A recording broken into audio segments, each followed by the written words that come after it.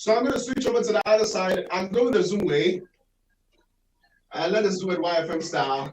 Let's say a very big welcome to Mrs. Lucy Quist.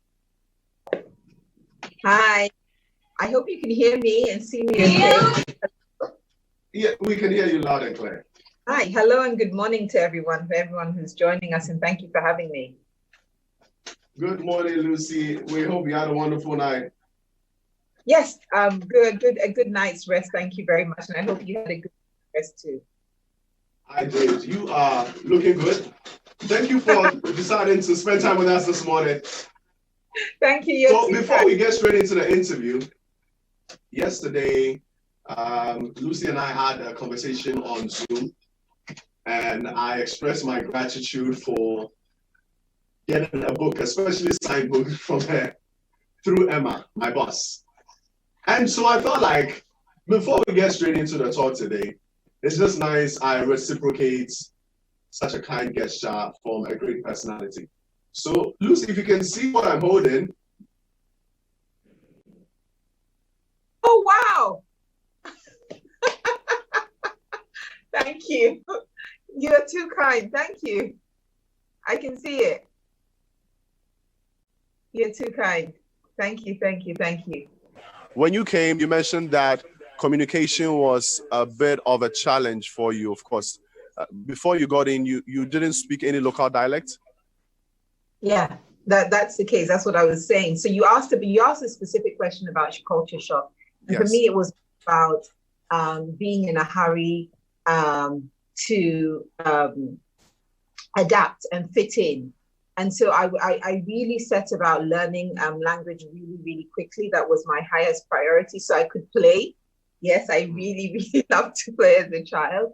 And yeah, I think that family is family and your country is a country. And I think coming in, whatever shock it was in terms of moving country was quickly come by the fact that everybody lovingly embraces you.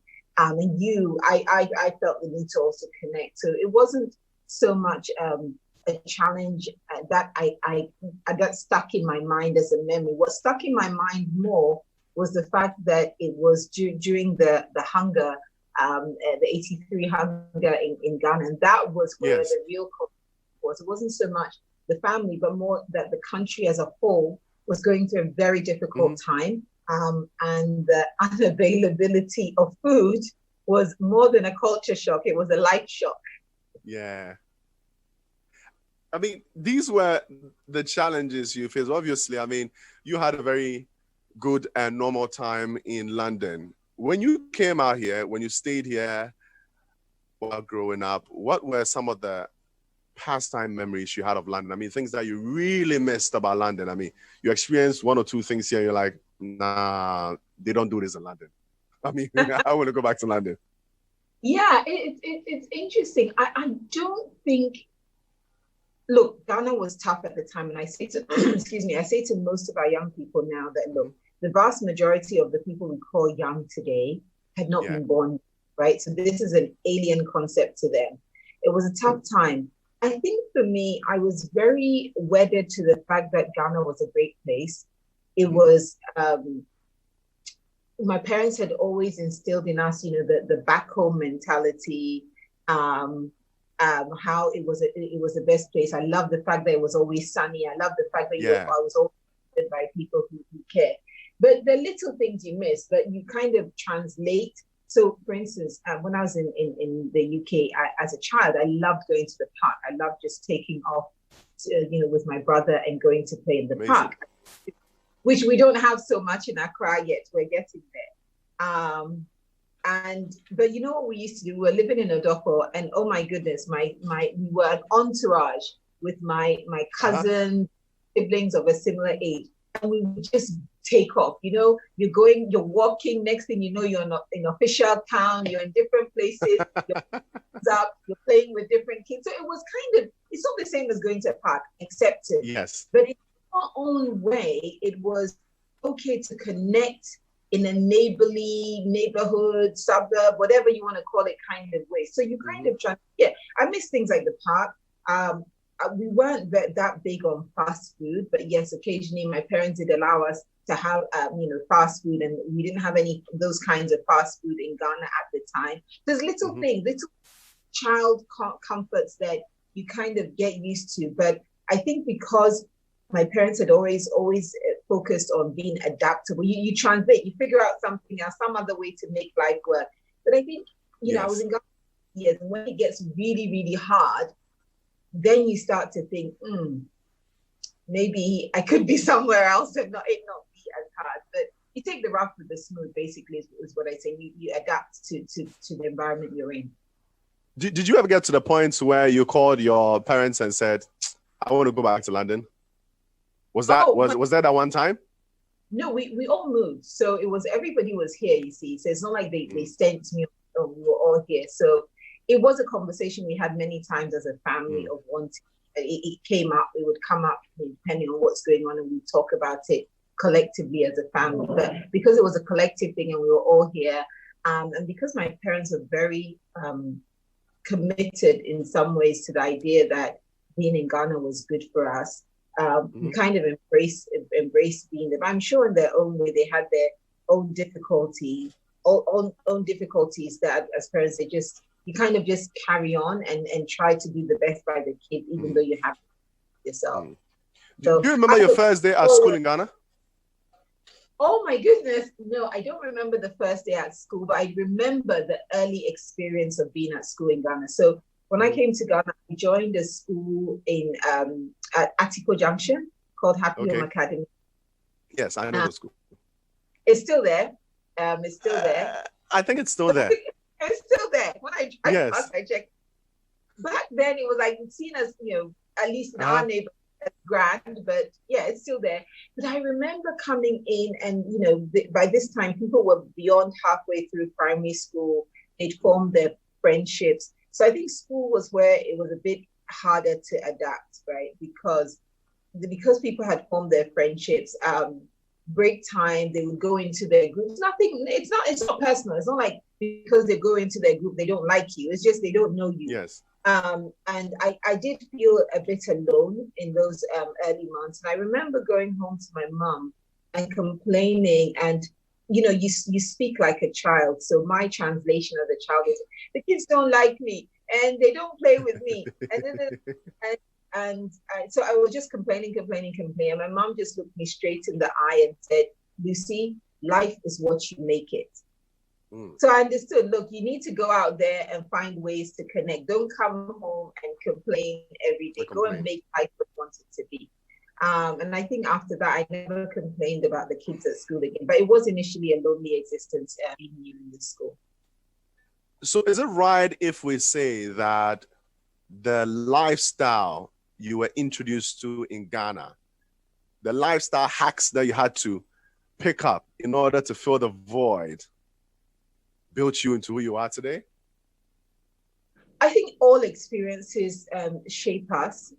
So whether it's life in London, which I'm not trying to pretend was perfect either, like both of my parents were well employed, and so I don't mean economically. Every environment has its own challenges in Ghana too. So all of life comes together to shape and form who you are. But sometimes there's significant events that have a bigger impact than the normal day-to-day run. And I think coming to Ghana, the big thing that sets me off, I believe, on this path was the fact that Ghana had a famine in 1983. The food was limited, rain had been limited, so on and so forth. And I think the national difficulties of 1983 definitely had a huge impact and have contributed greatly to who I am today, for sure. That's great. Let's still talk about school. I mean, Haya, you attended Wesley Girls before enrolling at Presbyterian Boys Senior High School for sixth form. What ideals did each one of these schools impart, to you? Okay. What were some of the things that you picked up? Yeah, look, I really like this question because sometimes we think of education very narrowly. Education, yes, is to inform and give us information and material that we can work with, we can improve our lives. But I think most importantly, especially now as a parent, I think about education through the lens of the values that the institution can also instill in you, the socialization that you get out of the institution, and so on. So it's more than just the studying. So I'm not going to talk about the studying and the materials for either of these schools, because that was a given. I was in those schools because they were known for being good academic institutions. You know, at Wesley Girls, we talk about live pure, speak true, right, wrong, follow the king, and I take that almost command very not only literally but to heart, because when you really break it down as a value system, live pure, and they're biblical references, right? But if you think about living pure, you know, it talks about integrity. It talks about doing the right thing by other people. It's connecting well. You know, speak true, be honest. Let your yes be yes and your no be no. Don't say it's green when it's yellow. You know, so live pure, speak true. Right, wrong really means that as an individual, you have a responsibility to right the wrongs of society. Today, there's a lot of talk about social justice, and everyone I talk to around the world is talking about social justice, whether it's about race, whether it's about climate issues, whether it's poverty. But that's what righting wrong is about. It's about taking the responsibility as a person to right the wrongs of your world, right? And follow the king. Follow the king is a Christian command, right? It is doing what the Lord Jesus would have you do. So that's very clear. The value system is very clear. In addition to that value system, there's also the hugely positive socialization of being in an environment with girls and subsequently young women who are like you, who have, you know, you have a lot in common, and you don't have to overly worry about yourself as an individual, as a girl, but really about your ability as a human being. That's true. So that's great socialization. And I could go on, but I'm going to limit it to that. The value system and the socialization, I think, had a very positive impact on me. I had been socialized at home not to think of myself as a girl, but as a human being with all my abilities. And I think Wesley Girls deeply reinforced that message around you're an individual. Presec is I'll say it in English, but the line at Presec is, "In thy light we shall see light." I mean, how amazing is that? In the light of God we shall see light. And if in thy light we shall see light, then we have to be light, right? So there's this very strong ethic around being a source of light. And you know what light does? They say when you have a small light and you put it in a dark room, suddenly the whole room is lit just by it brightens up. So in the light of God, we will also see light and be light. So I think the value system that surrounded Presec had a very positive impact in, you know, and I love, if there are any Presecans listening right now, we love to sing, and honestly, I don't have the voice of the voice. I'm not as good at this. Give it a try. Be light, illuminator, be Muslim man. My Latin is not that great. That's either, wow. Right?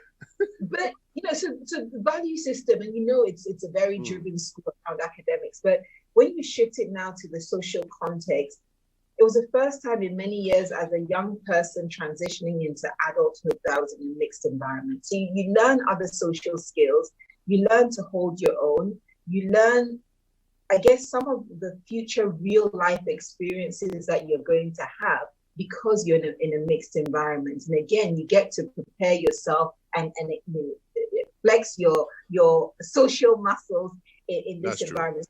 One of my friends from Wesley Girls once asked me whether I think that I would be who I am if I didn't go to Presec. And this is somebody I'd spent 5 years with at Wesley Girls. And my instinctive response to her was yes, right? Because we all like to think that things would have been the same. And actually, she turned to me and she said she didn't agree, that she felt that she spent 2 years at Presec, was such a vital part of who I would go on to become because of my experiences. So again, I just like to remind everyone that all of our experiences count towards who we become. And I'm inclined to agree with her that she had better insight than I had, that it definitely contributed positively.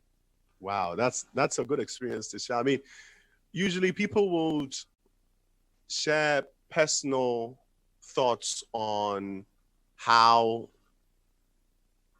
a phase in their life impacted their personal lives. But your view on the question I asked, I mean, your answer is quite broad. These are things that people fail to recognize in their journey through school, socialization. These are things we unconsciously pick from our experience in school. And so it's super inspiring to know that you are very aware of these things and you do appreciate them. I mean, you build the future on what you experienced in the past. You mentioned 100. Friends. Yeah. Did you have any notable classmates, any famous people? Drop names. Let us know who and who were in your class. Oh my goodness. See, this is the kind of trick question where I'm never gonna have the right answer, am I? Because I'm going to forget some people. I'm going to not somebody needs to be mentioned. Look, I feel very privileged that through the two secondary schools that I went to, I have, and even my primary school, even Happy Home, there are people out there doing some really great work. So I'll try and mention a name or two from each, because sure. I like the question for this simple fact. Nations are typically built by the people. And that sounds like saying the obvious, but I have to repeat it. It is the people that make the nation. It's not the resources. It's me. And you raise people in generations and cohorts. And one generation and cohort should be standing on the shoulders of the next. So, excuse me. That's true. Mention people I know as part of quote unquote my cohort and my generation or my group. We have to recognize that there are those who have gone before this group, and there are those who are going to come after this group and are already coming. And it's all relevant. Like, it's not about who is better than the other, what the competition is. It's really about moving together. So one of my classmates from primary school is called Sadiq.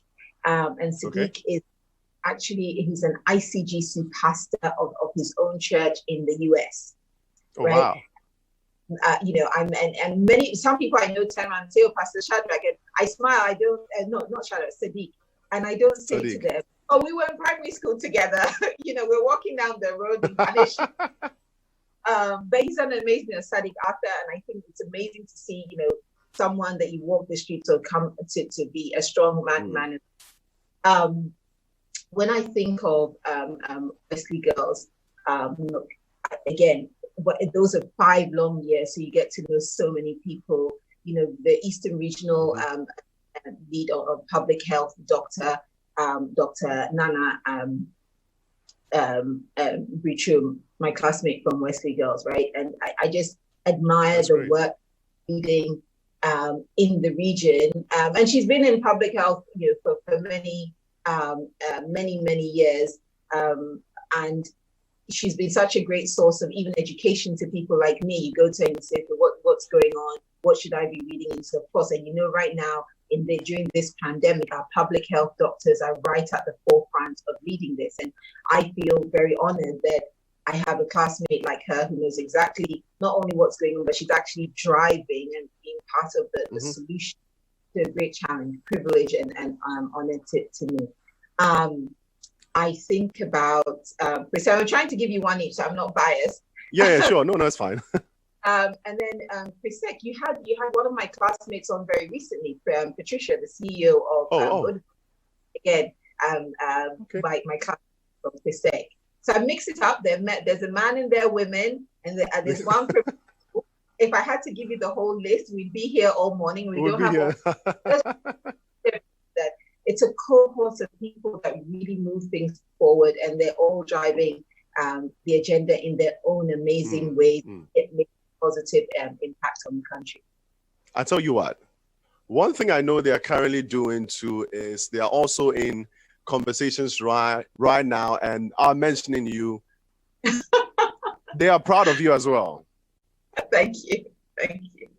So you spent time in Ghana after, of course, you had moved with your family from London. After Presec, you got admission to the East London University, right? Yes, How was the transition for you? I mean, you grew up in London, parts of your childhood was in London, you came to Ghana, picked up a new life, and you had to go back to the life that you had missed. How was the experience like going back? That, I think, was more of the culture shock, because the age, I was in Ghana from 9 to 19, and those are very formative years. So actually the person you become is very much influenced by those years, and some of the norms and the ways you engage people and connect with people, even the way you study, is very much formed and set in those ages. Going back to the UK at 19 was a much bigger culture shock, because you come as a little child under the guidance of your parents, but you're going back as an adult, as a 19-year-old, to try and find your feet, to navigate the world, to study and work and all that. And that was hard. I remember that, especially having to strike a balance between sort of working and focusing forward on education. Sometimes I found it very, very challenging on me as an individual and as a person, to the point of sometimes I was brought to tears, because I'm not afraid to say that sometimes life stretches you to the point where you really can do not much more than cry and wipe your tears and move on. But I think ultimately what matters is a focus on your goals. If you know what you want to achieve, then you recognize that the twists and turns and challenges of today are part of the journey to get there, right? Other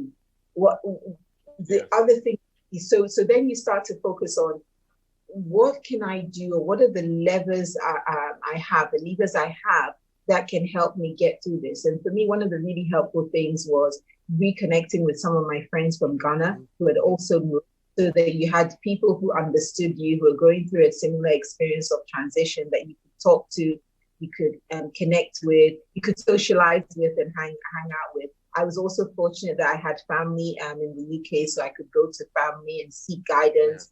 There's this documentation I need to fill in. What do I do? There's a space I need to go to. How do I get there? So you start to build I started to build a social foundation from the connections I had already through friends and family. And then you start to learn a new system, how things are done, how to move forward, how to connect. And gradually, with time, it gets easier and it becomes more second nature. But whatever life throws at you, focus on your goals. You find some goals and focus on them. Wow, that's insightful. On to the next one. I understand you hold a first-class honors degree in electrical engineering, and also from the UEL. Yeah. What would you say fueled your ambitions in engineering? And before that, what career path did you grow up wanting to get into? Okay, I'm going to sound like really boring, because, okay, now my career, we can talk about later career and how that changed, but where I'm going to sound really boring, that I always wanted to be an engineer. So that sounds really boring, but I tell you what, right? So my dad's an electrical and electronic engineer, and being the oldest child, he didn't do this boy girl thing. It was go and bring the toolbox, let's fix this, change the plug. So I'd grown up seeing this as normal. Like, honestly, when I was really young, and I'm talking about like as young as 6, I guess if you had asked me then, I would have assumed that everybody's house is the same, that something is broken. Yes. And I still now instinctively think of fixing things before calling somebody. Like, I'll get the thing out, whether it's a spanner or drilling a hole, whatever, I'll just do it. So I think that foundation meant that I had a fundamental bias towards engineering already. My dad worked really hard and pushed me a lot on math. So that also became something that was very much second nature. And so going into getting through school and being encouraged as well at school to pursue STEM, it just kind of followed on. Now, somewhere along the line, I did question my choice before I went to university, and I toyed with the idea of either studying chemical engineering instead or going to medical school. So I quickly dismissed medical school because back then I naively thought that, look, if you're a doctor, you're bound to have to witness people bleed and so on. So I'm not going to be a doctor, and that's how I parked it without doing any research. So that was kind of a weak excuse.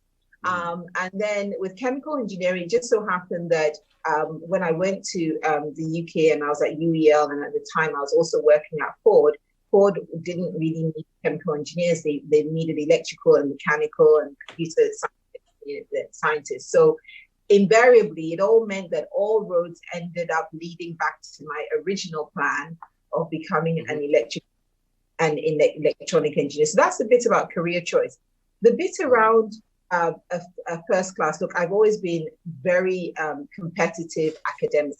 That I'm not even going to mince my words. It's always been the case academically, not competitive to the point of trampling on others, because I don't believe in that, but competitive in the sense of pushing myself, in the sense of when I get something wrong, I will seek out somebody who knows the answer and try and get me to learn from them, because if somebody knows it, then I have an opportunity to learn.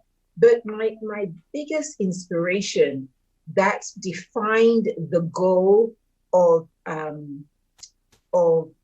first class was this.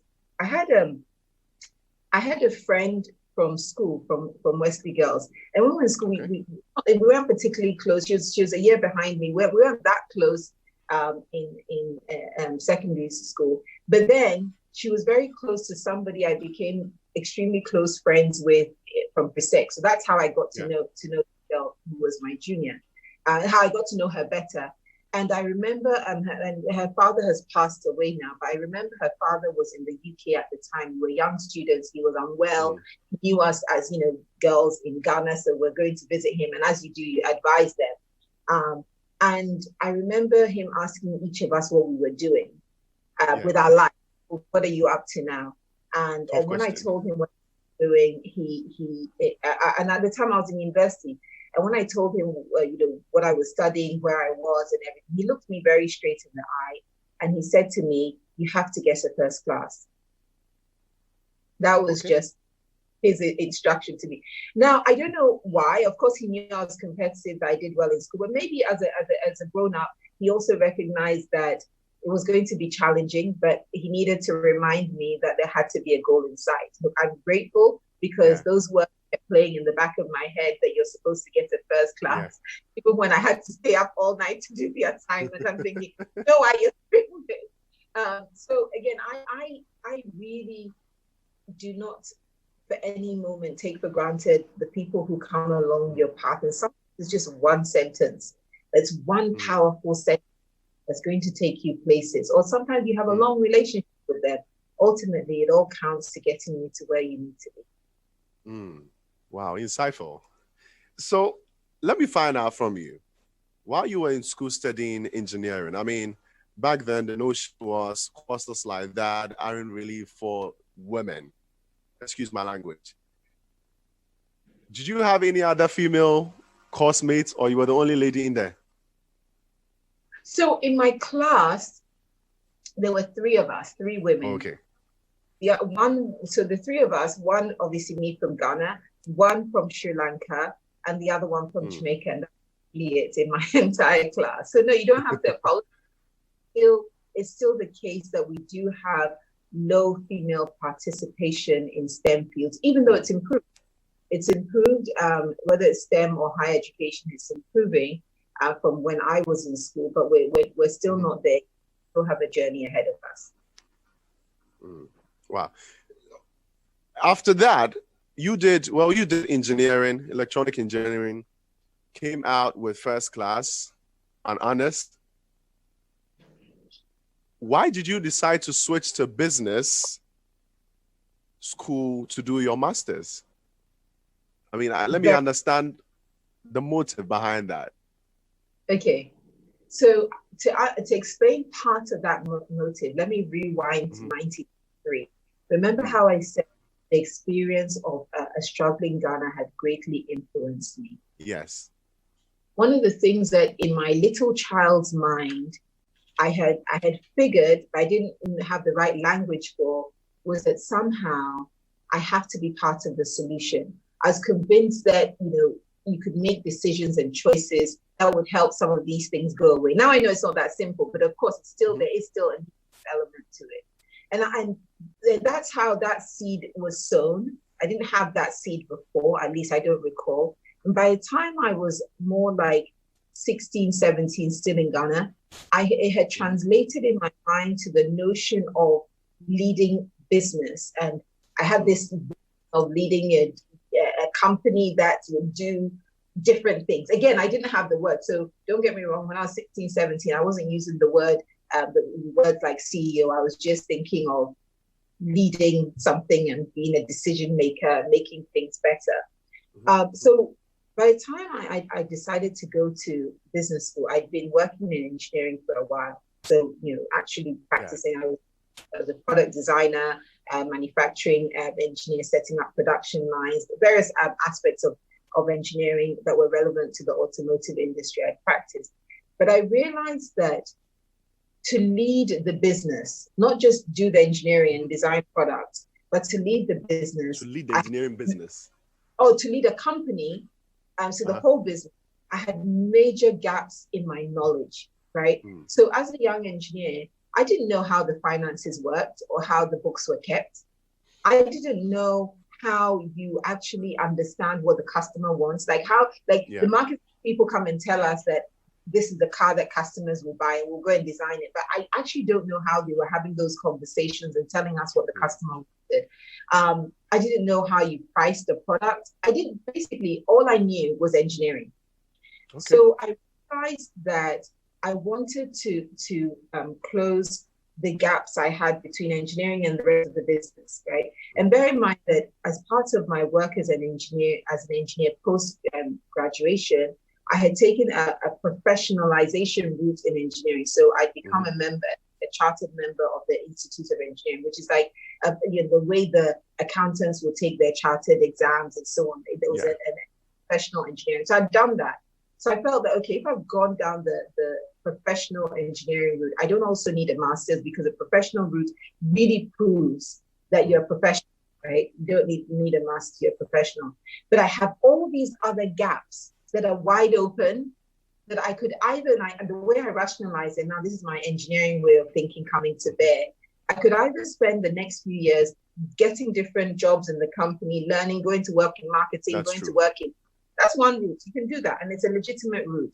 Or I could take the other route, which is shorter. It won't give me all the experience I need, but it'll give me the knowledge I need. The knowledge you need. Get going. So I chose the MBA route because I would get the knowledge I need in those fields, and then I'll build on that into the future. So really, that's where the incentive, the motive came from. The motive was, how do I plug my obvious gaps? It's always important to constantly, over time, analyze your gaps, the gaps between where you are and where you want to get to, and fill them. Don't do things for the sake of doing them. Just do it because it's adding to your journey. Because time and money are precious. Powerful. I mean, you decided, instead of finding experience in the line of your future, you'd rather fill in the gaps. I mean, you know what you need, and you definitely went in for that. I mean, it's been years since that experience. You look back today, do you feel proud about the decision you made? Absolutely, the right decision to make. And I think what turned out more fortuitous is where I ended up studying. Because I've told the story many times. I'd never heard of INSEAD, and around the time I was thinking of going to business school was when I met my husband, and he was studying at the time. Nice. And he's somebody who was already doing an MBA. He had so much, firsthand information of the right places to go to and where how to find the right information. So that's how I ended up at INSEAD, because he pointed out to me that it was a great school and he thought I was a good fit. I never even heard of the place. And he was absolutely right. It was the right decision. I got so much out of the 1 year at INSEAD, which has turned out to be to meet the expectation I had of filling the gaps. Now, you fill the gaps with knowledge, but then you have experience to come back, at least in each field as you're going in, you're credible because people know that you have some baseline knowledge before they give you the job, and then you can fill in. And I continue to have an amazing relationship with the school. And last year I was appointed to the board of the school, and that is just such an enormous honor to be asked to join the board of the school and to guide the affairs of the school, I guess, as a board member. Congrats on that. Let's talk a little bit about family, the family Lucy Quist. Are you a boss at home as well as the office? I mean, just as you're a boss at the office, are you the boss in the house? It's interesting. People like to ask that question. First of all, let me take a step to the boss in the workplace. I feel that we translate positional power a lot as being a boss. And yes, your job title gives you positional power in the workplace. But I don't think the modern workplace is constituted of the stereotypical boss-like approach that we think of. I think today, to lead in business, if you're the typical old style boss, you will lose people. Not lose them, they will leave the company, but you lose them in the sense that you won't get the best out of them. They will sit back and say, okay, tell us what to do and we'll get it done. So I like to think of myself in the workplace, not so much as a boss. Yes, positional power through title, but you use that very carefully and you focus more on creating an environment that everyone can thrive in. And some people call it that the gardener type of leadership, where a gardener goes into a garden and nurtures the soil, waters the plants, blah, blah, and creates the right environment for the plants to grow so that everybody can give of their best in the workplace. And I think similarly at home, I'm very fortunate. I mentioned my husband, we have a great relationship where we understand each other, we work with each other, and we're a team. In fact, sometimes I hear my kids talk about how, mommy and daddy are a great team together. So being a team means that each team member knows their role and responsibility in the team. And of course, as the kids get older, they're also joining the team. And again, it's about creating a home environment like you would with the garden, right? Where it's an environment where everybody gets to thrive. Everybody gets to be the very best of themselves. It's not about a power play or it's about bringing the best of yourself to the entire family to make it work. So probably a bit similar in terms of my approach in those two areas, but compartmentalized because it's a different environment. You need to know which nutrients are needed in using the garden analogy. I mean, how do you balance them? It sounds very easy for you. Is it? Oh, no. It's not? Balance is balance. When people ask about balance, it's a constant balancing act. Like you're constantly balanced.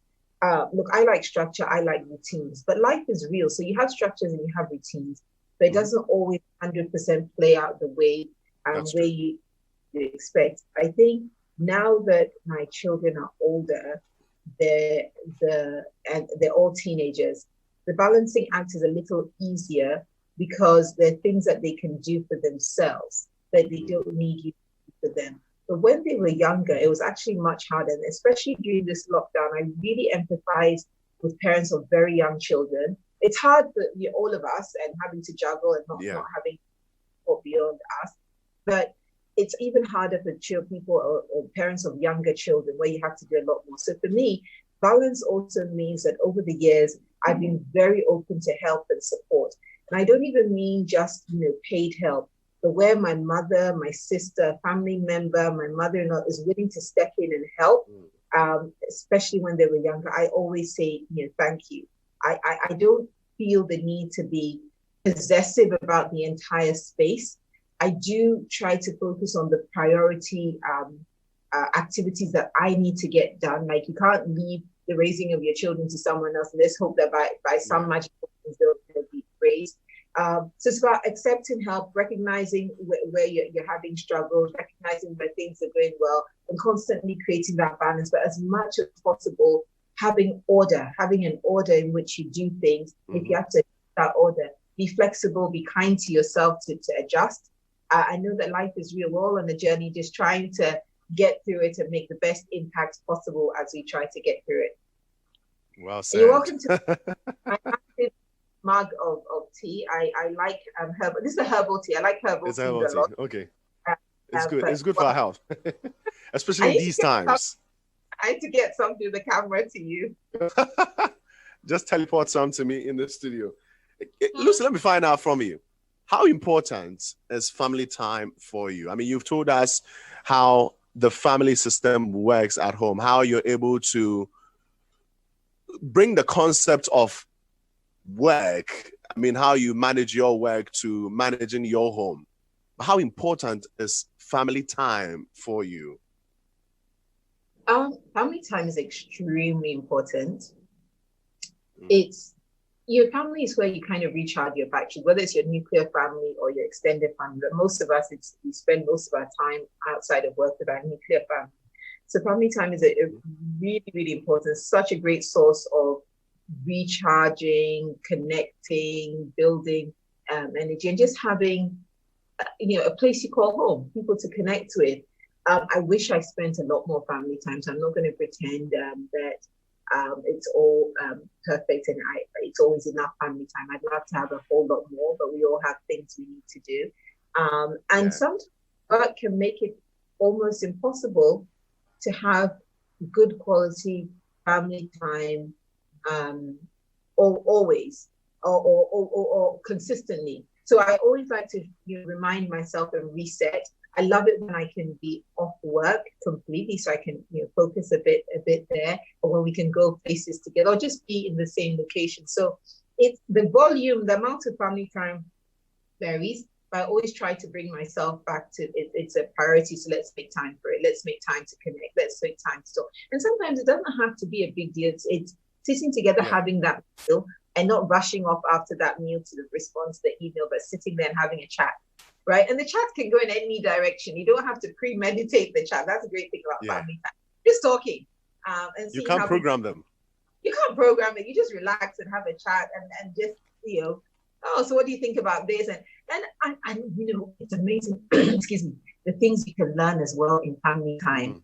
Young people are so full of ideas, so full of opinions that you may not have, but through the lens of their opinion, you see things from a completely different perspective and expand your understanding. I mean, family time is the best time. Absolutely. Wow. You mentioned one thing that caught my attention. Spending family time with your family and the benefits. I mean, you pick ideas, the different points of view you get from things that are happening in your life. I want to know, how much do your kids know about your work life? I mean, do they know what your work entails? If you ever miss family time, do they understand you? How is it like at home? Interesting question. I'm reflecting. I don't think they fully understand my work. Of course, you don't want to burden your children with the details of your work and come home every day and talk about this, that, and the other, as you would with, say, your spouse. That's different. But I think over time, they're kind of understanding a little bit about the responsibility and the time it takes away from us all being in the same place more often, but not to the extent of understanding what it entails. What they understand is that it's very time consuming, and there's a lot of responsibility, but not the detail of it. And which I completely understand, because when you're younger, work is a mystery, right? What do they go and do all day? I remember working from home once many years ago and being on lots of calls, and one of my kids saying to me, So is that what you do? You go to work and you just spend the day talking to these people? And I was like, no, but I'm not there. So yes, well, no and yes, because we're talking, but we're talking to either solve an issue, discuss an issue, or figure out what to go and do next. But not all the time is spent talking. But it's so nice to see that fresh perspective from a child's point of view of it boiling down. You're just talking today. I've just seen you talk on the phone all day. Yes, I think the in-depth understanding not there, but the fact that it's responsibility and time consuming, I think that is there. Final question on family. We mentioned earlier that kids cannot be programmed. I mean, you just do your best as a parent and then watch the rest just flow. But as a parent, as a good mom, what are the values you try to impart to your kids? I mean, what are the things you hope and constantly work towards instilling in their lives? How do you want to see them grow? Or what do you want to see them grow into? I think for us, the overarching value system and theme is the fact that we're Christian families. So number one is Christian values. And in summing up those Christian values, maybe I can use like two commands to highlight some of those Christian values. And it was the two commands of Jesus. One is about love the Lord your God with all your heart and all your being. And the other was love your neighbor as yourself. Now, it's easy to have those two and make them almost into a strap line, but a more direct response to your question, what does that actually mean? And I think what it means is that, you have to do the right thing. You have to have integrity. You have to have value your own potential and your capability. Be in tune with the fact that you also have something to offer that is very, very, very, very. So it's very important to me that the value system revolves around the example we set. So it's not just about telling them how we want them to be, but living out how we want them to be. And that even includes things like this. I'm not pretending that I get every single thing right with them. It's important to be able to connect and listen to their feedback, which I do a lot. And if I get something wrong, I will actually engage them to correct it, apologize if I need to, because I also want them to know that as you grow up as an individual, if you get something wrong, learn the ability to listen to people, to communicate, to engage and do the right things. But what happens, and I think I want to add this little explanation, is that how you execute that, I believe, varies with age. When people are very little, there's no point giving them a lecture about communication. I mean, if someone's 5 years old, what does that mean? A 5-year-old is a 5-year-old, right? So,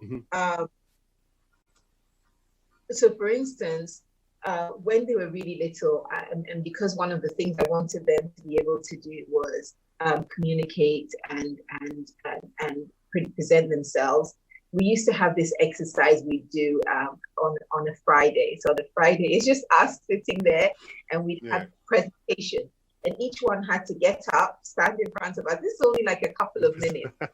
Get up, introduce themselves, and say to them, "My name is so and so. I go to school here," and then they had to tell us what they had done that week. And obviously, they're not doing a PowerPoint, or they're not writing it down because they're so little.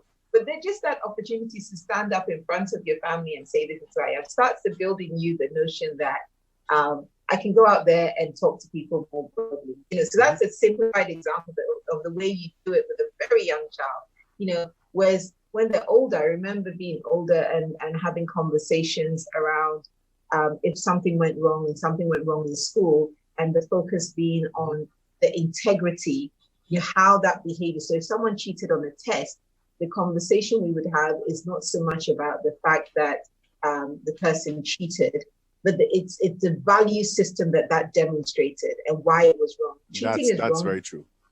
It's the integrity.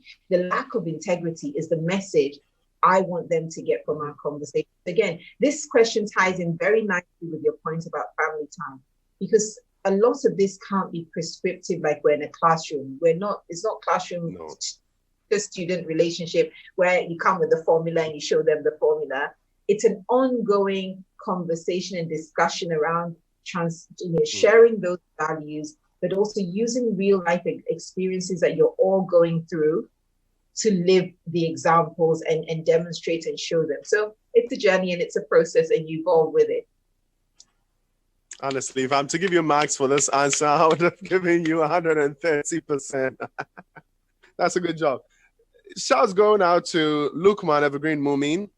He's watching us on Facebook. Fafa is also logged in. Manasseh Kwafo, Bransford, Noah Deborah Jr., and then Camille Salis Jara. Guys, you can also join in the conversation by WhatsApp 0202222073. On Twitter, the hashtag is Wiley the Boat Series. Get on our Facebook, Y1079 FM. You can watch the interview live there as well. Lucy, let's talk about your career. I mean, you started professionally as an electrical and electronic engineer for the Ford Motor Company, where you attained your chartered engineer certificate. Tell us a bit about your career path from Ford to moving into the telco industry, and then where you are now. Okay. So I joined Ford as a young person. Actually, when I went out, we talked about leaving Ghana. Mm-hmm. When I left Ghana, I joined Ford as a student. Oh, I just found you. Look, I just found you here. I'm gonna share it so that people on my page our chat as well. I hope I've got the right one. I think so. I can see someone with a box. Is there someone with a box near you? This is a live conversation. Right? There's someone with a box next to you. Oh no, that's an old conversation. Okay, that's fine. Yes. That's an old conversation. Let me quickly share this on my page in case somebody. Yes, there we go. Right. So let me share this. All right. On my so that other people can join us in case. Oh gosh, wait, where's the speed when you need it? Where is the speed? Please bear with me. Please bear with me. No, it's fine. It's fine. Take your time. Take your time. Hang on. Did you find it? I found one place to share. Let me see. I've done one. Share to. I'm trying to do share to a page, but it's not working. Is it sense? So it's not working? Yeah, I've shared it to a story, but I'm sharing it to If you can share with Emma, I think she would. I think I have managed to share. Let me see. Okay, I've shared it to my story, my page story. So hopefully people can see this. Sorry. Okay, sure. Please. Hello, come again. Please repeat the question. I said, so tell us a bit about your career path from Ford, to moving into telco, and then where you are now. Yeah. So I joined Ford as a 19-year-old. So we talked about the fact that I'd gone from the UK to Ghana. I joined Ford as a 19-year-old. I was already working in manufacturing even before I went to university. So it kind of meant that as I studied engineering, I was actually working in engineering in tandem, which meant that by the time I graduated, I had a significant amount of experience already. And then I carried on working there for a number of years after that. So I think that 10-year period really gave me the practical experience of executing as an engineer, not just sort of theoretically, but really how do you actually make things, solve problems? In my case, build new circuits, build new production lines, so on and so forth. So we talked about that. Then we talked about the fact that after Ford, I went to business school, and I've explained why I went to business school. While I was at business school, my biggest burning desire at the time was to move back to be honest, at that time I said Africa, not necessarily Ghana. I was open to working anywhere, any country. My mantra was any country that would take me, I'll go. So I started looking really hard for a job on the continent. If you told me that there was some job somewhere in South Africa, I'd take the number, call the person immediately, trying to reach out to everybody. But I guess it wasn't to be at the time. So between me wanting to move to work on the continent to actually working, it was a 4-year period, 3 to 4 year period before it actually materialized. And in between, I finished my course and then I went to work for the Royal Bank of Scotland. At the time, the Royal Bank of Scotland was transforming their business post a major merger they had done.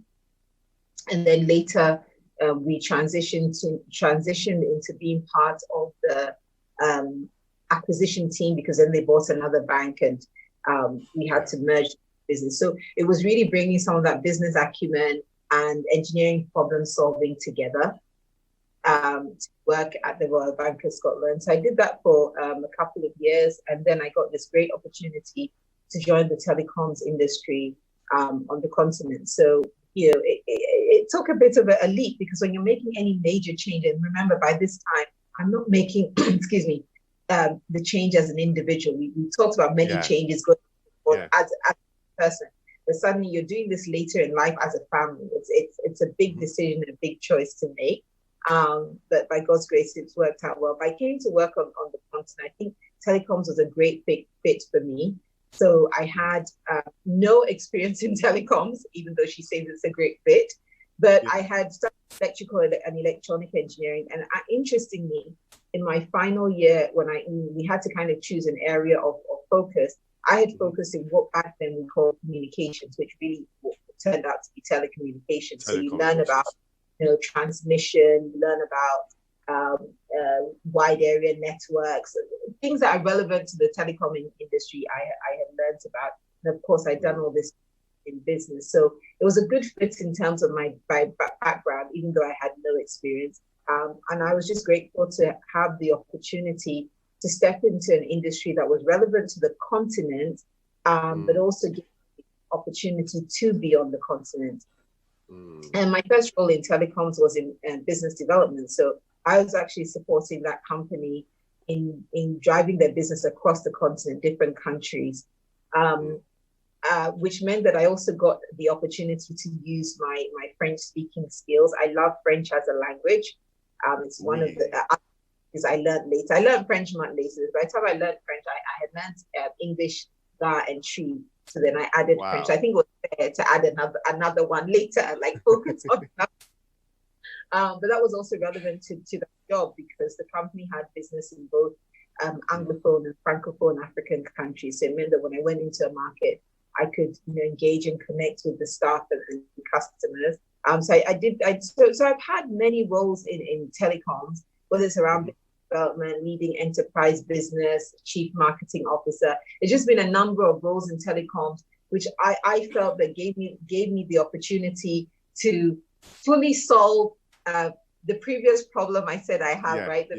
I said I didn't know how the marketing worked. I didn't know how this worked. I didn't know, but I had knowledge.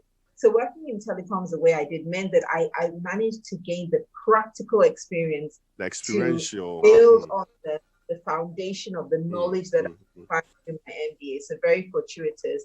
And then eventually I ended up becoming a telecom CEO, which is to me a translation of that early ambition of running.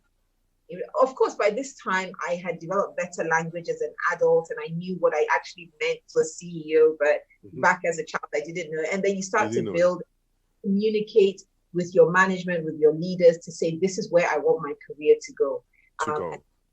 And I encourage people to, when you have a goal, find the right people to share with. You don't have to go around telling the whole world, I want to do this, I want to become this, blah, blah, blah. You have to really see yourself in that vision of your future. I remember saying this at Ashesi University, that I kind of boiled it down to imagining wanting to be a CEO. But really what I'm talking about is the fact that you want to have a vision of the future, and then tell the right people, not everyone, the right people who can help you get there. And it doesn't necessarily mean they'll give you the job or get you the job or facilitate the job. Sometimes helping simply means them telling you the things you need to work on to prepare for that, right? Because the fact that you want something or you want to become something doesn't always mean that you're ready or prepared for it. But if it's really where you go, then again, back to my ideas around gap analysis. What are the skills I need to build to get there? So I think by the time the opportunity came around, I was prepared because many people had invested in preparing me for that opportunity. Even though we didn't know where the opportunity was going to come from, we knew in anticipation of it coming, people had helped me and coached me and guided me and given me opportunities that build the right business skills and leadership skills that would help me get into that role. And of course, it was an opportunity of a lifetime to run a telecom company. It's interesting because a lot of the time the conversation focuses around being the first woman to run a telecom company, but believe it or not, when I knew I was going to take the job, what was foremost in my mind was not my gender at all. And I think that's a byproduct of my socialization, because I'd been raised and not to always think woman, girl, woman. I was more concerned that people would say that I wasn't old enough, like I didn't have enough gray hair, I didn't have, that was my concern. That's the tradition here. And I thought, I'm going to say, what does she know? She's so young. And, you almost have to remind yourself why you're ready for this, what you've done and how you've been prepared for this over the years. But it turned out that when it actually came to be, people were more interested in the fact that I was a woman than my age. So I guess, it's different. It goes to show you how sometimes what you think the situation is, or the things that we prioritize as worries, are not things we should worry about at all. And in reality, when I say people talked about my gender, it's not as though it translated into people holding me back. It just meant that people were just more interested in the fact that a woman was taking the job than they were my age, and that's fine.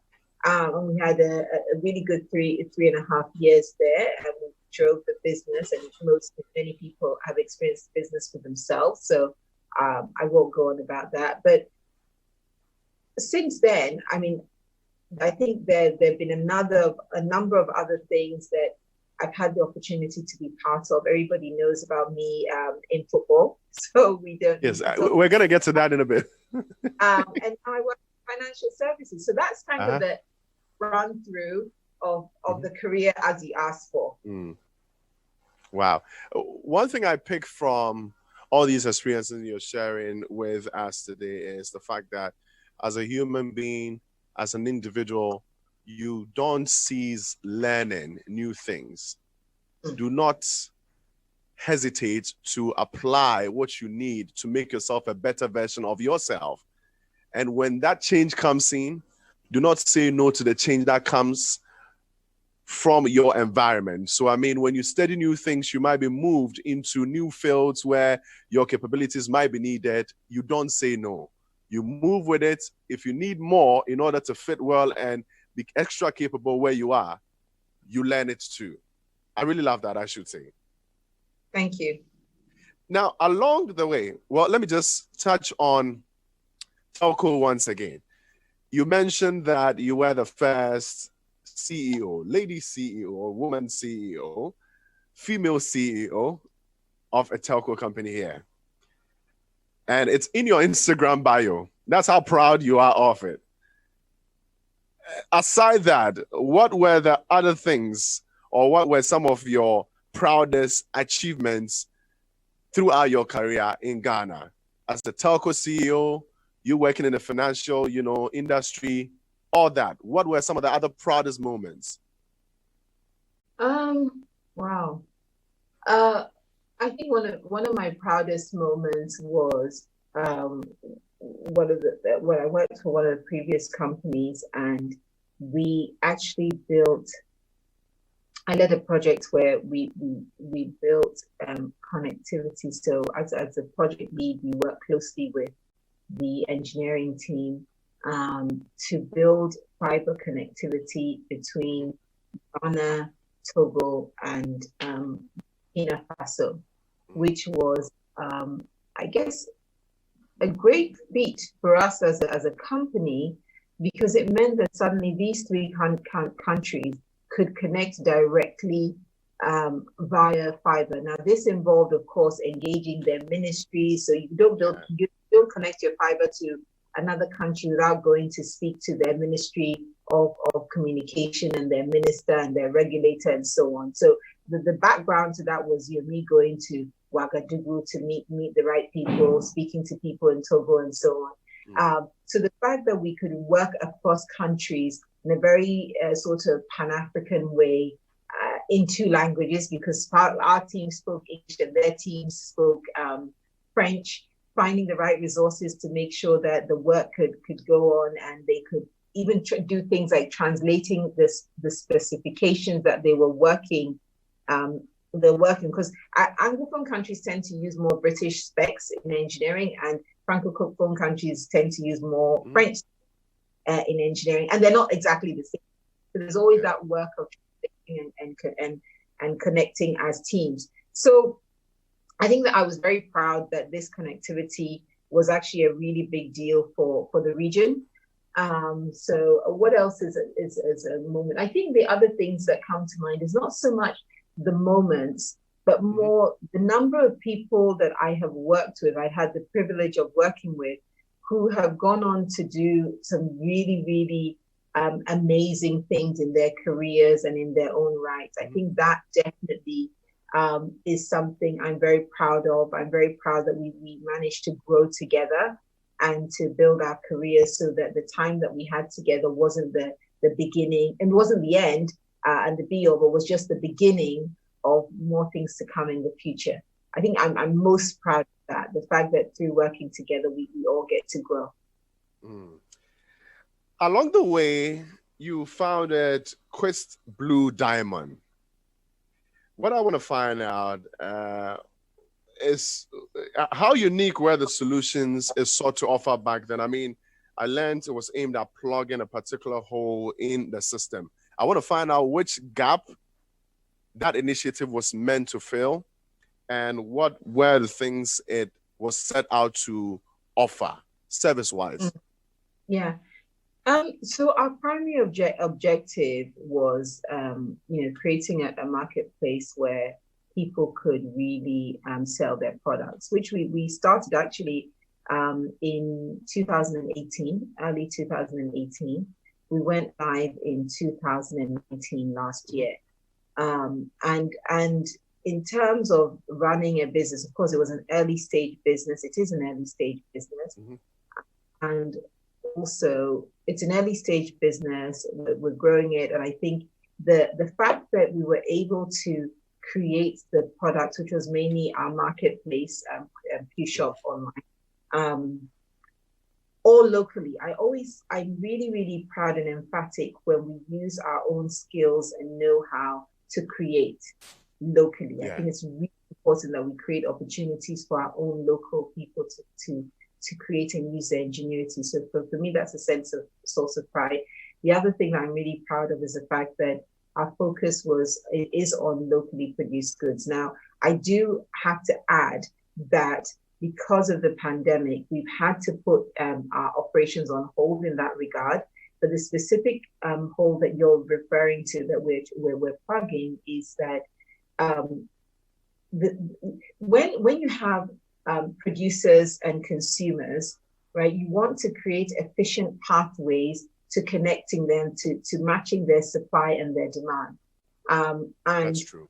We're not quite there yet as a country and broadly across the continent and how we do this efficiently. We have solutions where we match supply and demand, don't get me wrong, but we still have very high search costs. So let me come out of economic speak into everyday speak. What I mean by high search costs is that if you're looking for a particular good or item in Accra, as an example, it's not always easy to know exactly where you're going to find it from. Sometimes it becomes a case of, oh, I'm looking for such and such. Then you ask a friend, and the friend asks a friend. That's all very inefficient and very high search cost. And imagine we're having this conversation about Accra.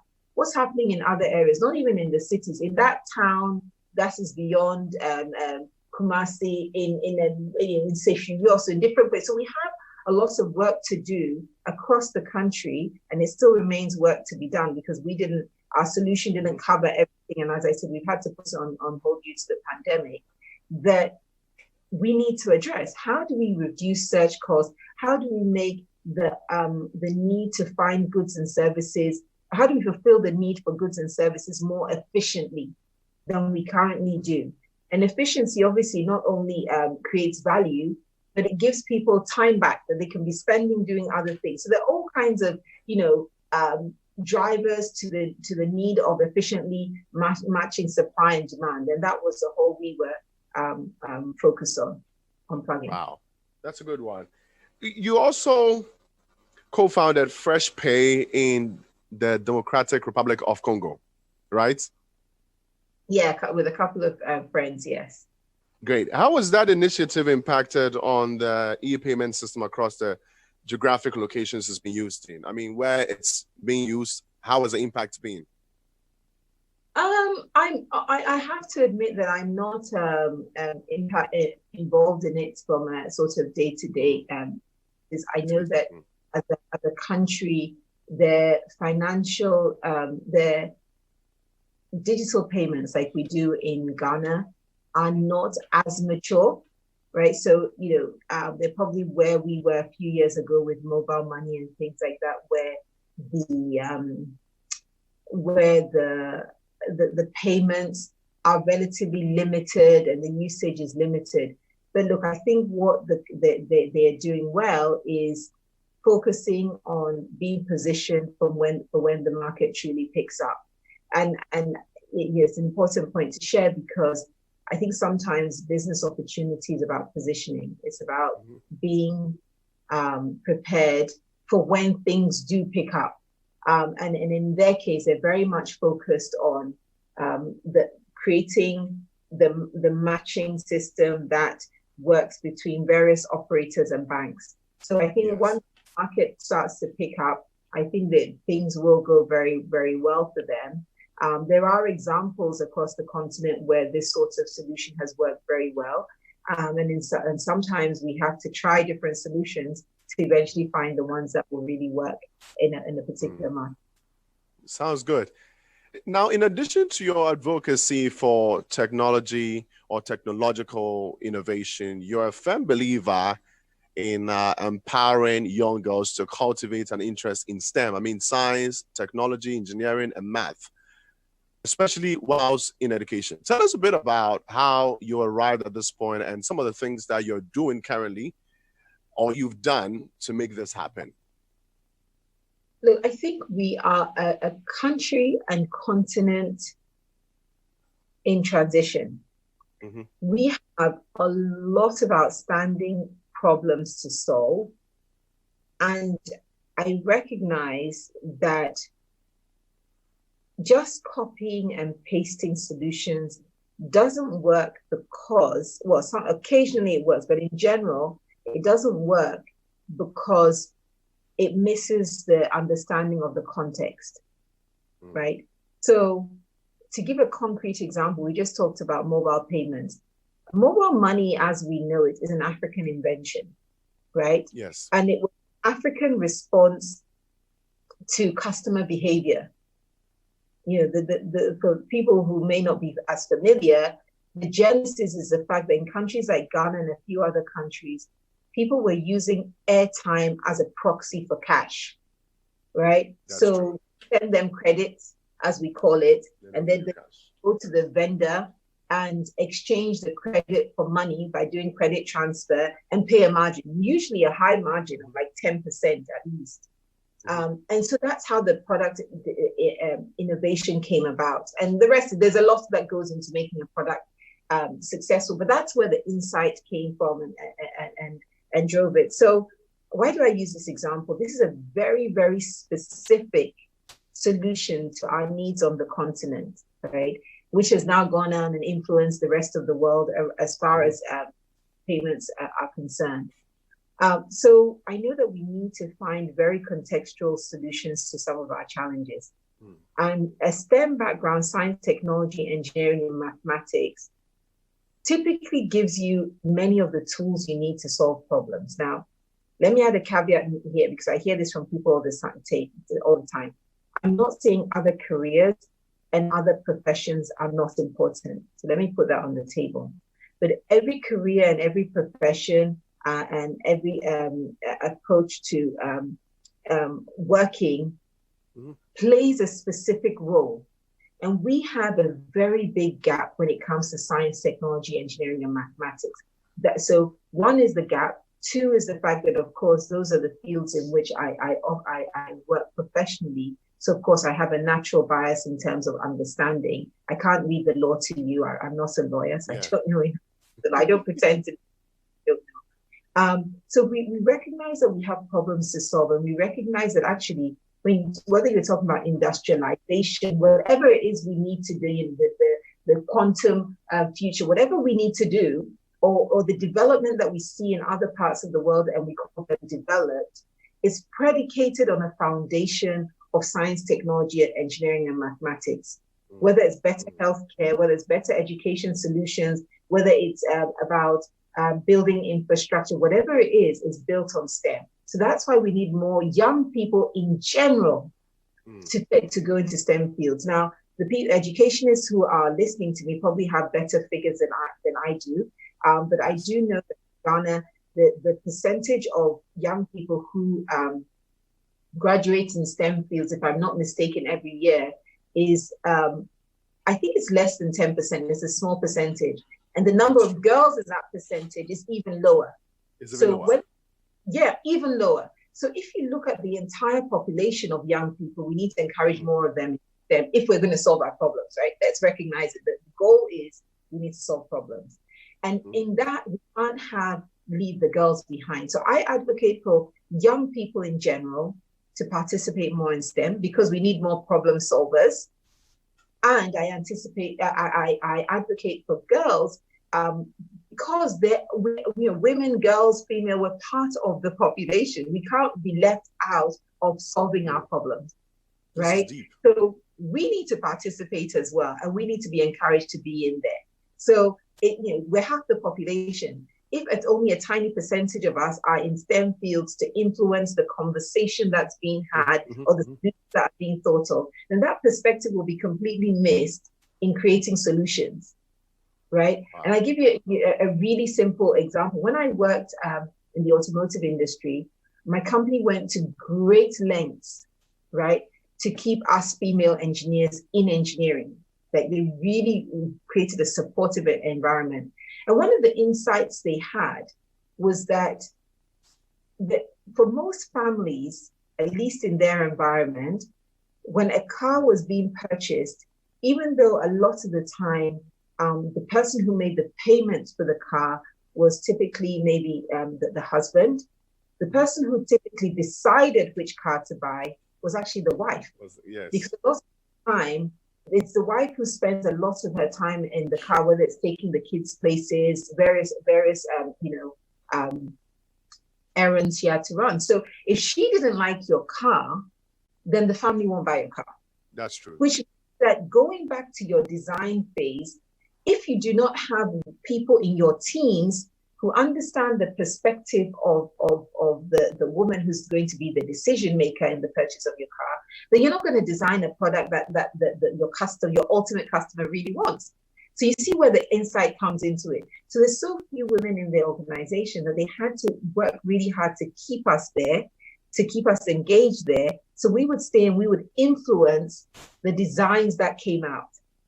So it's a very simple example from business, but I think it applies to all the solutions we need to create in our own environment. But we need a balanced view, we need diverse opinions, diverse approaches to be involved in creating those solutions, to make them as sustainable as possible for our society and for all of our communities. I tell you what, whoever misses this interview has really done themselves a lot of that. Wow. This feels, it feels almost as if it's TEDx 2.0, you know, Francis Morning.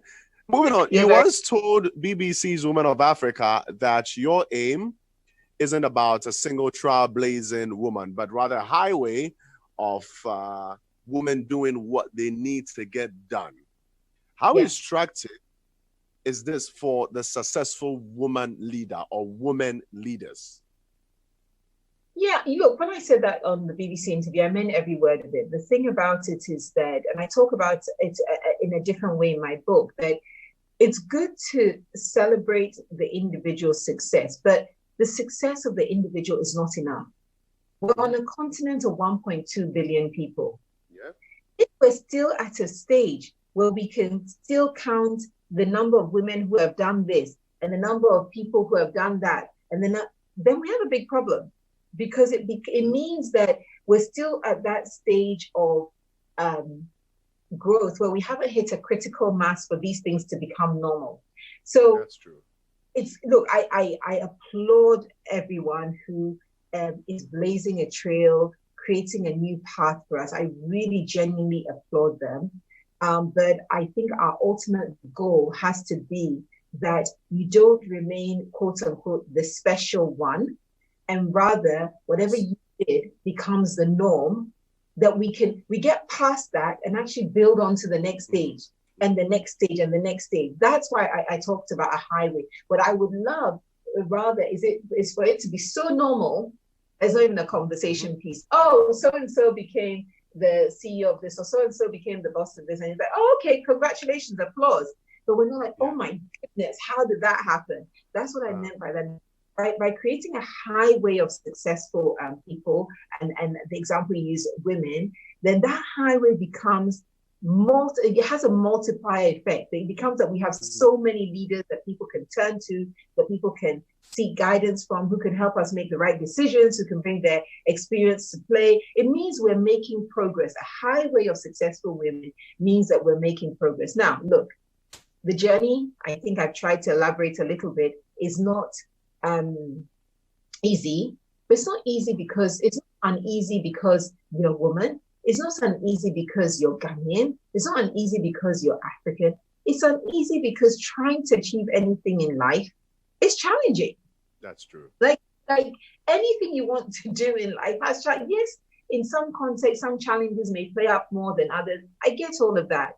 But don't make it just about your environment and your context or you. The fact of the matter is that we're on a planet where we need, as a continent, to pull ourselves through. We need to pull ourselves up. We need more people achieving. We need to support each other. We have so much to do to bring the level of our daily existence on average to a point where we all have a genuine opportunity to thrive. So we need many people. We don't only need stars or individuals. We need many people. And I'll add a quote that I really liked. I heard from a lady called Chinwe Esmai, a Nigerian lady, friend of mine, and I think it was a brilliant quote. She was on a panel, and she said, "There's no point being the first if you're going to be the last." There's no point being the first if you're going to be the last. Yes. You can't be the one and only. Because then if you're gone, you leave with it. Right. I remember at a point growing up, there was news about an unfortunate accident that took the lives of, back then, Ghana's few heart surgeons. And the country was really hit by this news. And what you're saying is really drawing my mind back to that. I mean, the impact was super huge because they were the few people doing that. And so it means in moving forward, in changing our continent, in drawing us closer to the ideal development we want to get into, we shouldn't strive, strive to becoming the first and last of whatever it is that we want to become. But I mean, try to be a part of a whole bunch doing the same thing. Exactly. You know, don't get stuck in the pride of, oh, it's just me. No, how are you going to make sure that there's a whole group of people coming up behind you who who are not following you, they're actually going to get past you and do much more than you have ever been able to think of. That's how we make progress. And we can't, while we can still count things individually, we should be concerned. The ability to count the number of surgeons, the ability to count the number of urologists, the ability to count the number of PhDs in mathematics. We're still in that stage. Even our PhDs in mathematics, we can count them. And yet I visited one a business, I remember about 2 years ago. I was blown away. This is a business here, and I went there to learn as I was working on Quist Blue Diamond, and they're a luxury brand matching company where they match luxury products from anywhere in the world to the buyer. And I sat and I listened to this company, and they had 60 data scientists. 60, one company. And when they say data science, they're talking about people who have PhDs in data science. They had 60. And I sat there in that room and I thought, oh my goodness, but the whole country in Ghana, how many data scientists do we have? How many people do we have crunching our numbers, helping us make more effective decisions? And this company alone has 60. So think of disparity. One company has 60 to help them make more efficient decisions, make money, help their business grow, improve their business model, real time, quick. Look, I don't know the figure, but I think it's safe to say that I doubt we have 60 data scientists. I've asked a few people. I'm actually thinking about it. And some people have really even given me close to like nothing. But I'd like to believe that that's not true. It's not that we have none. It's just that I don't know them. But the point is that as a country, who are the people in the room crunching our numbers? Even when you're writing a policy document, you have to write a policy based on data points that have been analyzed and inferences have been drawn. So going back to my point about STEM and about making sure that we have many people doing things, the challenges we have are not about just one or two bright. It is about creating en masse people who can solve problems, make decisions, who can work, who can execute, who can deliver. We have to do this at scale. It's really, sometimes we talk about development, we boil it down to whether it's politics or a handful of, you can't, it's just physically impossible to solve for 30 million people with a few hundred people who have very specific skill sets and are all day, focused on other things, whether it's legislature, whether it's keeping the country safe, which are relevant. But we, as the citizens of the country, need to recognize that actually to move forward, we're all going to have to get in there. We're all going to have to do the work. We're all going to have to build ourselves up as individuals with skills and knowledge that are relevant to the country's agenda and work together to actually deliver. You spent quite a number of years in Ghana. In the beginning of the interview, we talked about your experience in senior high school. I remember you didn't want to touch on facilities that aided education and all that. We're speaking about STEM. Do you think as a nation, we've done enough to nurture more young people getting into STEM? Do we have enough? We don't have enough, right? So we have some facilities, some schools are equipped, and I keep using the word some because we do need to get to a point where every child who wants to has the access. Yes. So, the fact is we're not at that stage. We're not at the stage where every child who wants access to the equipment that they need to build the STEM foundation has access. It's why I admire companies like, Dex Technologies. So Dex Technologies, I've known them for many years, and come up with this innovation, which is a science set, Ghanaian company, young guy, Charles Antipem. And they came up with this science set where it's like the basics. When I first met them, actually, it was about basic circuitry, where you had the resistors and the wires and so on. So I'm speaking electrical engineering now. to build a circuit, and you could actually see how circuits actually work.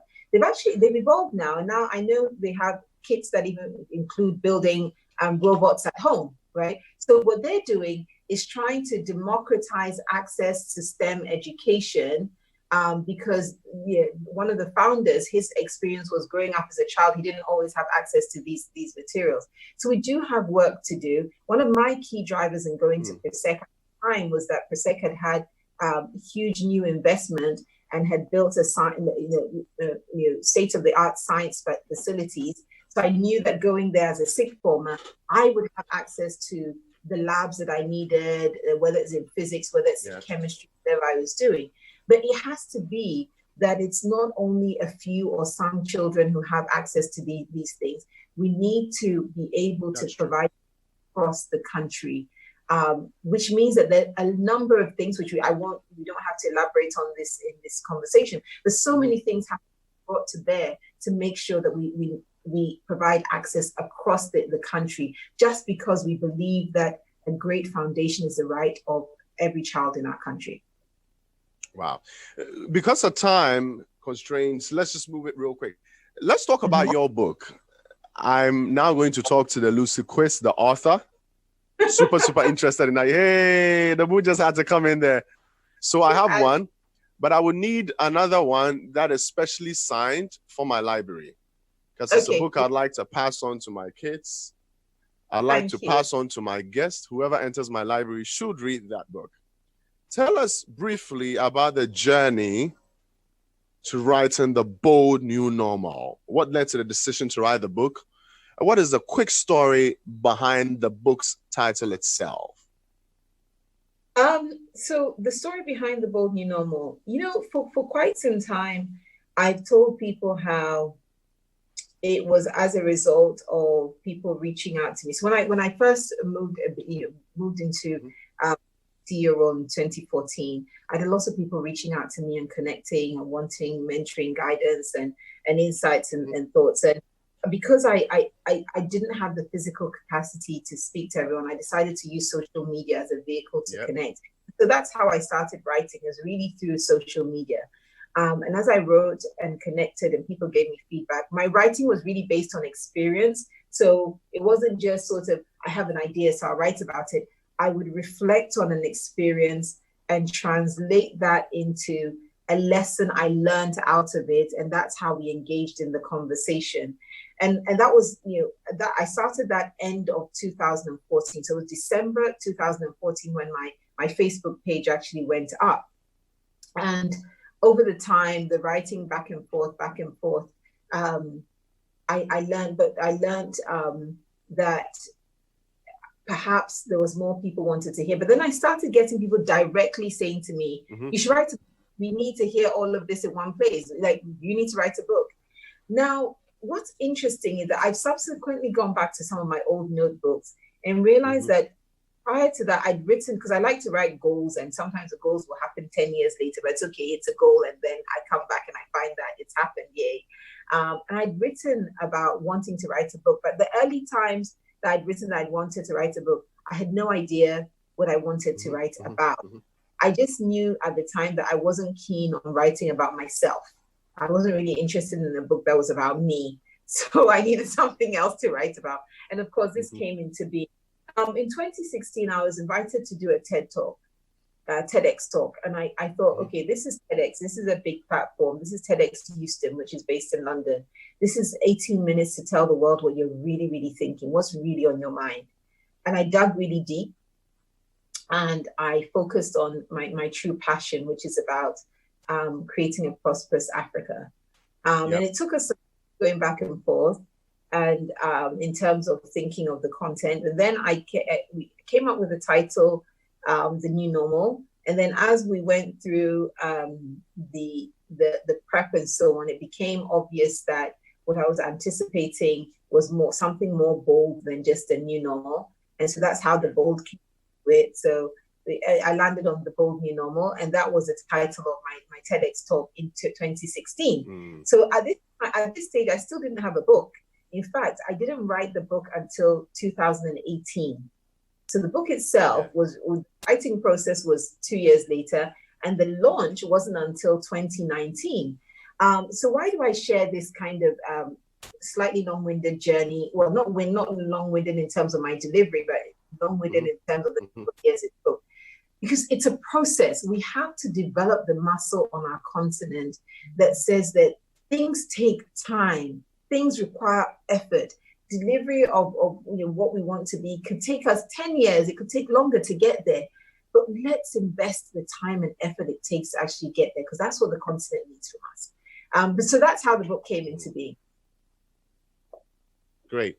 So one thing, or the first thing I picked from reading the book was the fact that you preached that instead of following or living by the gospel of simply surviving as Africans, we should shift our mindset from surviving to actually prospering. Prosperity instead of survival. Tell me more about this. I mean, in our normal lives, in our lives as Africans, why? Because I want to survive. Yeah. So look, I use the term African and African very loosely because I absolutely respect the fact that we're 1.2 billion people, we're so many different countries. People are at different stages economically and enjoy different benefits. But if I generalize a little bit, in comparison to the rest of the world, we are behind now. At the time that I wrote the book, and I don't believe this has changed, because we actually looked at the 2020 or 2021 projection of GDP, and it was the same as back then.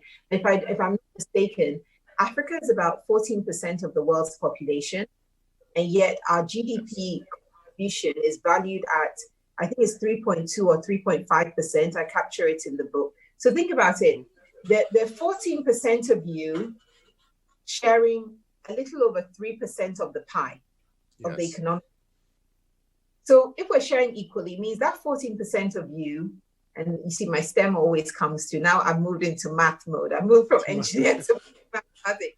So it means that 14% of you enjoying 3-point-something% of the spoils of the world's economic growth, it invariably means that you are getting less than the rest of the world on average. Or to put it another way, the 3.4 or 3.5% GDP on a global scale is actually the GDP of some individual countries, their contribution to the whole world. So some countries whose population is counted in millions and not billions have a GDP contribution to the world that is valued the same as the entire continent of Africa. So that's looking at it on a global perspective. Bringing it down, we're surviving life because most Africans are just trying to get through. Like, when the average person is born, they still face a lot of risk as far as healthcare is concerned on the continent, which shouldn't be the case. We need to be a continent where people have access to healthcare that is right for them. Then we have the challenge of education, right? So it's not just about attending, but the quality of education broadly across the continent. We need to improve that. Then if they survive this, because bear in mind, we have a large proportion of very young African children that still die in childhood. I think the last time I checked, the figure was double digits, which is too high. Then you have getting through school, so making it all the way through to the end and not dropping out. And a lot of the dropping out is because of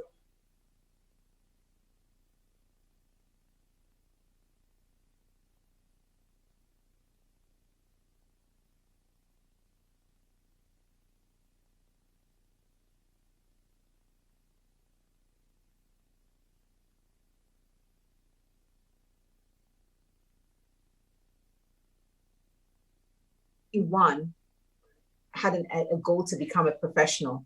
Everybody was focused on the unskilled or semi-skilled jobs. That should tell you something about the way we're socializing and thinking. And then after they get through all of this, there's a question of, will they even get a job? We still have a large proportion of our young people who remain unemployed. So combine all of this, life feels like a survival. Look, I'm just going to try and get through this. And I'm going to try and get through this. And I'm going to try and get through this. That's real quick, yeah. And that life shouldn't be about survival. We should create countries where, yes, there'll be challenges, but there's a baseline that everyone has access to, and then the rest is up to you. But if you're spending all your energy just addressing the baseline, how do you actualize your real potential? Because all these things that I've explained, I haven't even talked about the potential, the talent, the ability that the person is born with. I haven't mentioned any of that. I just mentioned how they get through. So to really thrive and prosper, and let me be very clear, when I say prosperity, I don't mean everybody should be a multimillionaire and be a billionaire, but prosperity just means when you wake up in the morning, you're not worrying about whether you have food to eat today. Prosperity means when you wake up in the morning, you don't worry about whether your child will get education exactly. or not. You know, prosperity just means as a human being, you wake up in the morning and you have a decent playing field to start off with. And then after that, you have to put in the effort to achieve whatever goals and dreams you have. And I think that should be our aim in Africa. We should stop having conversations about, personally, eradicating poverty. Don't get me wrong. It doesn't mean that I don't think poverty should be eradicated. But I think the bar is too low. You know, and let me use the example that I use in the book. If we talk about, if I came to you and you're a poor person, and I said, oh, you know, I'm going to work with you. I'm going to eradicate your poverty. I'm going to make sure you're not a poor person anymore. Well, the definition, if I'm not mistaken, of extreme poverty is living on less than $2 a day. Again, I stand, somebody knows better.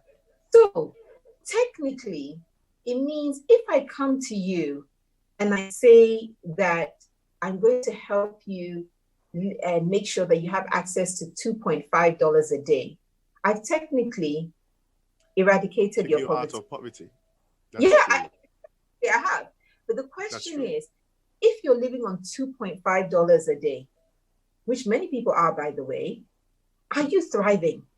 Life isn't easy. Are you prospering?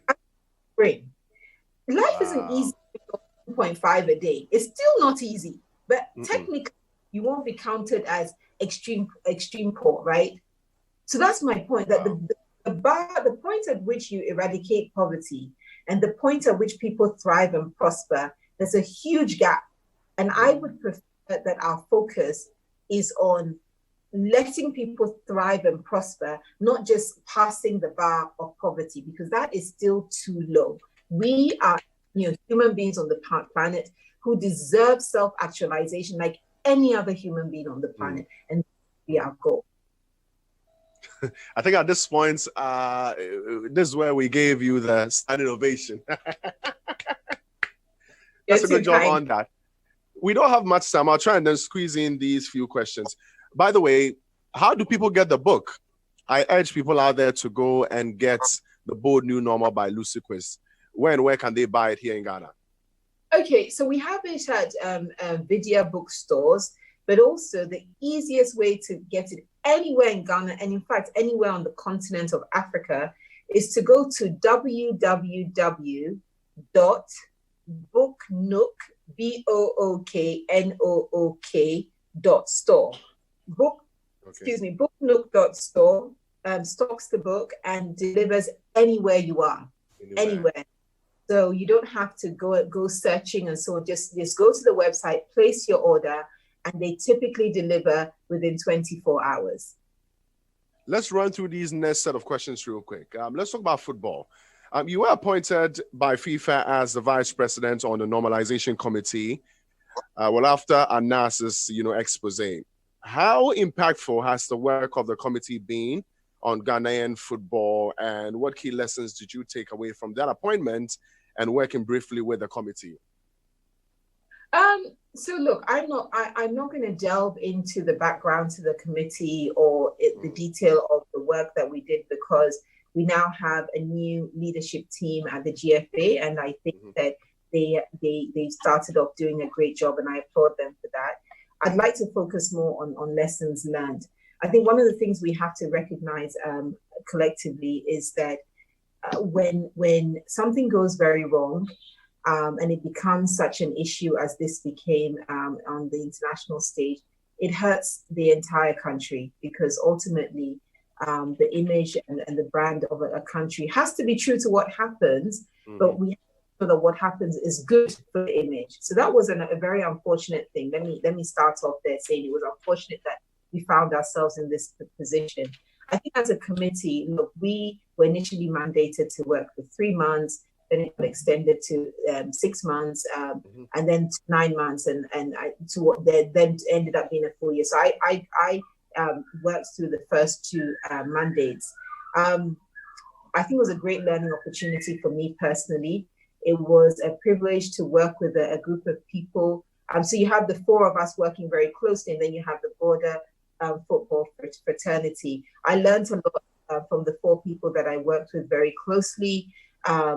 And that's that, I keep emphasizing it's so important to have diverse teams who have different perspectives and different backgrounds.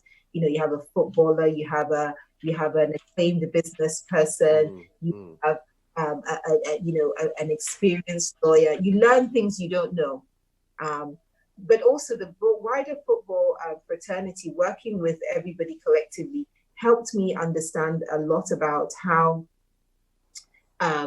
we organize ourselves in Ghana, right? So this is more on a national, this is not about the corporate work that I've been doing, but really about how we organize ourselves and how we solve our problems together.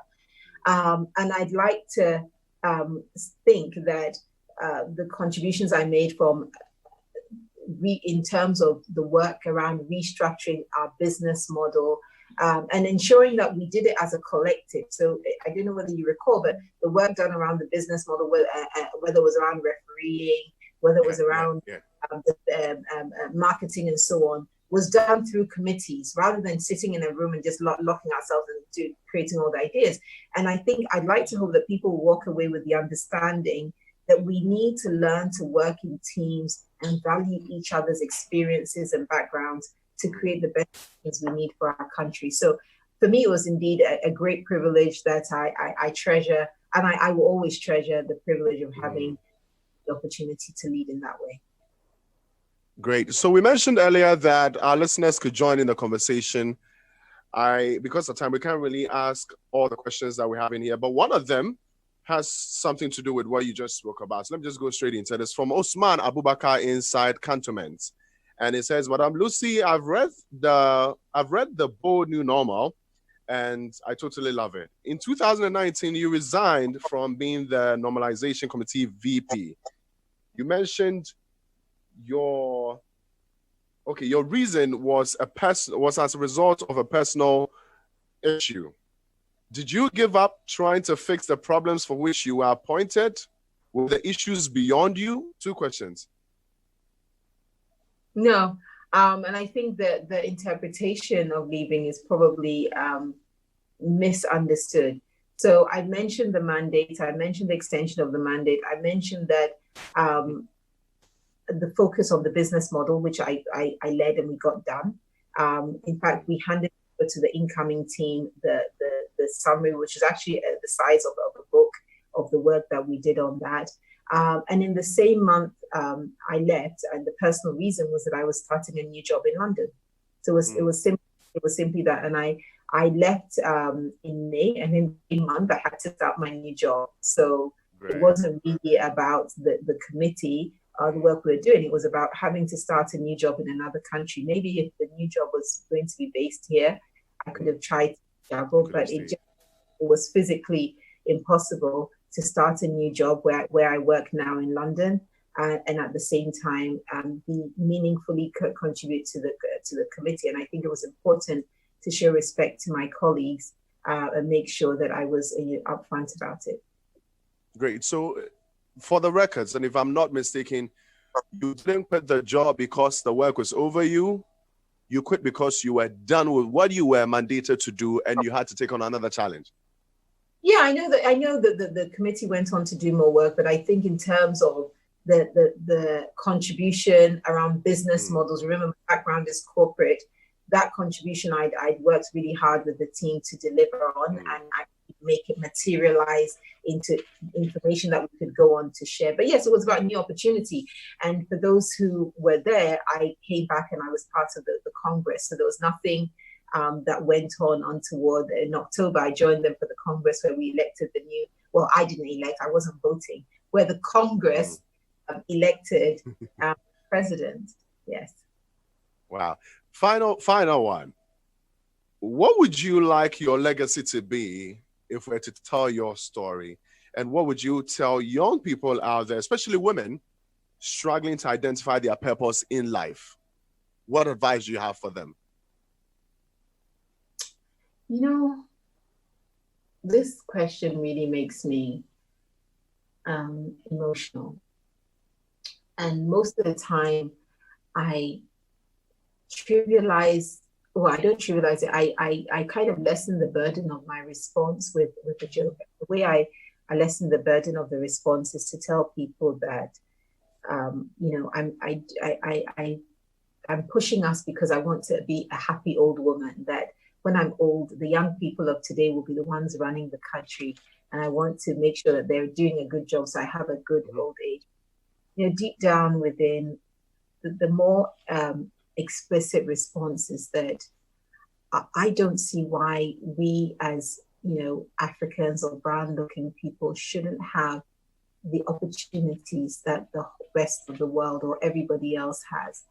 I believe the responsibility lies with us to create the future that we want. So I hope my legacy is of a woman who played her part in inspiring us to truly own our place in the world, thrive, to be the people that we deserve to be. When God created the world and he gave human beings dominion over the world, he didn't give some human beings dominion. The other human beings who have no dominion. He gave us this world to really make it what we need it to be. And so I'd like to be someone who made a meaningful contribution in self-actualizing. I'd like to be an old woman who looks back and smiles every time I see, that leader walking past. And I think, wow, I'm so proud of what we did together and what we achieved. I'd like to know that my children and grandchildren especially will not be having these conversations because we've achieved it. And so they have different things to focus on. So what I say to young people, and especially young women, is that I think too often we're distracted. I listen to conversations, I read what people post on social media, and I feel that we end up in sometimes too many petty conversations, whereas we should be raising the bar in our conversation and have genuine debates. Don't get me wrong, I like debate and people having different opinions, but on topics that actually matter, on topics that actually move us forward, not the little petty things that we keep thinking about. Be my advice: raise the bar of your conversation, raise the bar of your engagement. And I'd like to end on a note of, there's one young person who commented on a post I made, I think it was on Monday or Tuesday. I don't think I know her in person, but I think she understands me, because she commented on a post and said something like her hope was that I lived to see us truly prosper. And I was just so touched by that comment, because I felt that she understands what really matters most to me, and she wishes that it will happen and I'll get to experience it. So whoever you are, thank you. Thank you so much, Lucy, for speaking to us. Honestly, the poems are very heavy. The knowledge you've imparted, to us today is immeasurable. We thank you so much for choosing to spend time with us. I think initially the agreement was an hour, but we went overboard. Thank you so much for staying with us too. We actually did 2 hours. Don't worry. Don't worry. We're gonna send the canvas to you. We might add an extra one for you as well. Yeah, I really appreciate Thank you so much.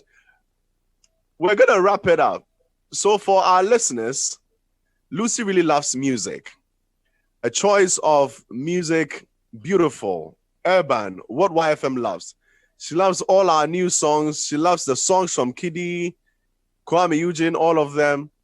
Loves Yemi Alade's music, and especially French music. And so yesterday when I had a conversation with her, I told her I was going to play a song she's going to love. It's by a lady called Aya Nakamura, and it's called Jaja. So that's what we're going to end today's interview with. It's been an awesome ride with Lucy Quist, author of The Bold New Normal on the Why Leaderboard series. And on behalf of Global Media Alliance, YFM, all our listeners, the production team would like to say thank you. Yadasepa, Yamin Shraupi. Thanks for spending time with us. Sure, we'll definitely touch base with you. Have a wonderful day and enjoy the rest of your day, okay? Same to you. Enjoy your day. Okay, Bye. So the song is yours. Thank you.